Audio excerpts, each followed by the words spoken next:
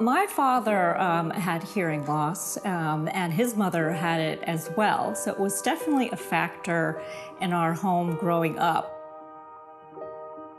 My father was very stigmatized by his hearing loss, and I think he felt that it made him somehow less than a man, or I think it was different back then. There were a lot of expectations around strength that a lot of men faced. And so I think it was very hard for him to deal with what he saw as weakness in himself. He would do almost anything to hide his hearing loss. It was really an unmentionable topic in my home growing up. So we all sort of had the sense that his hearing loss was something that we just couldn't touch. We couldn't talk about it. It was a big, big secret.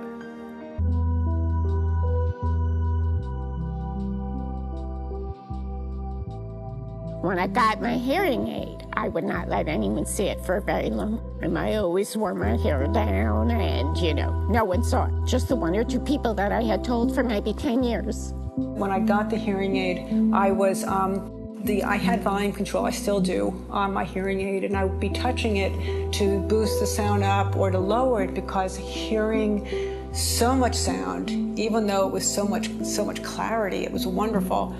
It was a lot, and I wasn't used to it. So I'm sure that people noticed that I was doing. I mean, you put your hand behind your ear, what are you doing? But I never told anyone. I was waiting on tables in a restaurant, and in the middle of taking an order, my hearing aid battery died, so I could hear nothing. So I quickly took it out of my ear, made an excuse that I had to go into the kitchen, and I took it and I just put it in the waiter's station and put it behind some glasses. Went back, took the order as best I could, then I went to get the hearing aid, changed the battery and put it back in. And a waiter was standing there holding my hearing aid. And he said, "What is this?" And I just froze. And I watched him take my $900 hearing aid and throw it in the garbage, because that was better. A better scenario than me saying, "It's fine, I can't hear." Fortunately, after everyone left, I took it out of the garbage and I put it back in.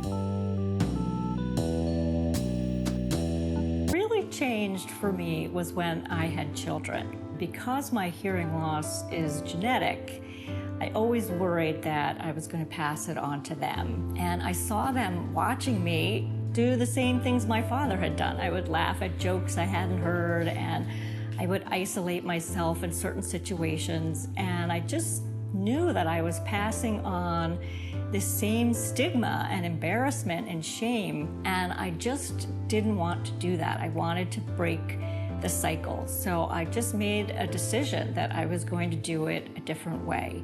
Around that time, I also started volunteering at different hearing loss nonprofit organizations, and I felt like that was really a life-changing moment, because it was the first time that I ever had contact with other people with hearing loss, other than, of course, my father.